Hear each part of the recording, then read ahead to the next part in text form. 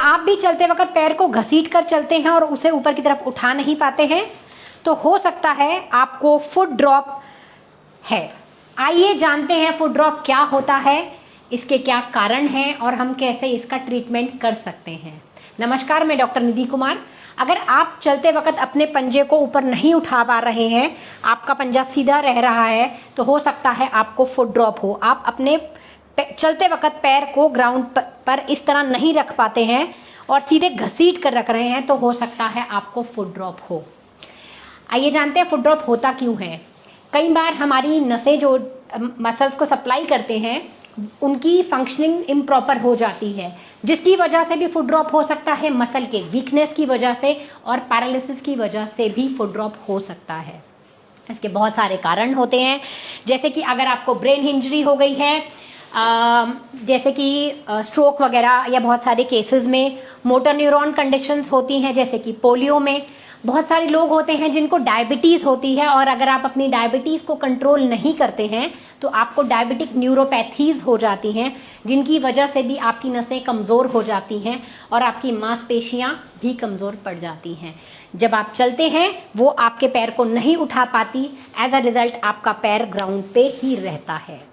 आइए अब हम जानते हैं कि इसके क्या क्या सॉल्यूशंस हो सकते हैं, क्या क्या ट्रीटमेंट्स हो सकते हैं। ऑर्थोटिक्स में एक ब्रेस, AFO नामक ब्रेस से स्प्लिंटिंग आती है, जिसको इस्तेमाल करके आप अपने फुट की ग्राउंड क्लियरेंस को या आपके पैर उठा के चलने की क्षमता को बेटर कर सकते हैं। इसके अलावा फिजियोथेरेपी में हम इलेक्ट्रिकल स्टिमुलेशन करते हैं, जिसके अंदर आपकी नसों और मांसपेशियों को स्ट्रेंथन करने और उनकी हेल्थ को इम्प्रूव करने के लिए उनकी स्टिमुलेशन की जा सकती है। आइए देखिए ये स्टिमुलेशन कैसे रहती है। हम आपकी नस को और आपकी मांसपेशी को मूवमेंट करा रहे हैं इलेक्ट्रिकली, आर्टिफिशियली, या जैसे हम कहेंगे कि ऊपर से हम इसको स्टिमुलेशन करा रहे हैं। अब हम जानते हैं कुछ एक एक्सरसाइजेस, जिनके चलते आप अपने फुट ड्रॉप के लिए आप घर पे एक्सरसाइजेस कर सकते हैं। कुछ एक एक्सरसाइजेस आपके मसल्स को स्ट्रॉन्ग करने में मदद करेंगी और कुछ एक एक्सरसाइजेस आपके ऑपोजिट मसल्स को स्ट्रेच करने में मदद करेंगी। जिनमें से पहली एक्सरसाइज है, आप एक थेरा लूप या थेरा बैंड लेंगे, अपने पैरों में डालेंगे, मेंटेन रखें, थैंक यू। अपने पैर को ऊपर उठाने की कोशिश करेंगे जी। ये पहली एक्सरसाइज है। इससे आपकी जो मांसपेशियां हैं जो कमजोर हो गई हैं उसमें ताकत आएगी और आप ग्राउंड क्लियरेंस में आपकी मदद मिलेगी और चलने में आपको आसानी होगी।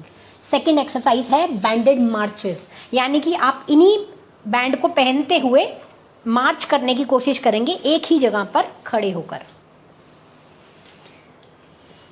तीसरी एक्सरसाइज आती है असिस्टेड डॉर्सिफ्लेक्शन। इसका मतलब है अगर आप अपने पैर को अपने आप नहीं उठा पा रहे हैं तो आप एक तौलिए की मदद से एक अपने पंजे को अपनी तरफ खींचेंगे जी, और आप इसको मल्टीपल टाइम्स रिपीट कर सकते हैं अगर आप इसको अपने आप नहीं कर पा रहे हैं तो जी बिल्कुल। चौथी एक्सरसाइज आती है, आप कोई भी राउंड या टॉवल का रोल ले सकते हैं। आप उस सरफेस पे खड़े होंगे, अपने वेट को आगे और पीछे बार बार ट्रांसफर करेंगे, आगे और पीछे बार बार ट्रांसफर करेंगे। इससे आपकी मांसपेशियां जो हैं वो कॉन्ट्रैक्ट और रिलैक्स होंगी और स्ट्रेंथनिंग में उनकी मदद मिलेगी। श्योर। नेक्स्ट एक्सरसाइज आती है काफ स्ट्रेचेस। आप किसी भी एक स्टेप पर या छोटी सी ऊंची सरफेस पे खड़े होके अपने पैर को नीचे लटकाएंगे और इस पर प्रेशर डालेंगे। इससे सारा जो स्ट्रेच है वो आपके काफ पर आता है। जब आपका काफ स्ट्रेच होता है तो आपकी जो मसल है उसकी हेल्थ बरकरार रहती है, आगे वाली मसल की, और उसकी लेंथ भी बरकरार रहती है। अगर इनमें से कोई भी उपाय आपके लिए कारगर नहीं होता तो आप अपने सर्जन से भी बात कर सकते हैं, और टेंडन सर्जरी और काफ़ी सारे प्रोसीजर्स अवेलेबल होते हैं इनकी मैनेजमेंट के लिए। Thank you so much. आपको कोई भी इशू है, कोई भी क्वेरी है, आप करनाल प्लस पे हमें कॉन्टैक्ट कर सकते हैं। I am doctor Nidhi Kumar. Thank you.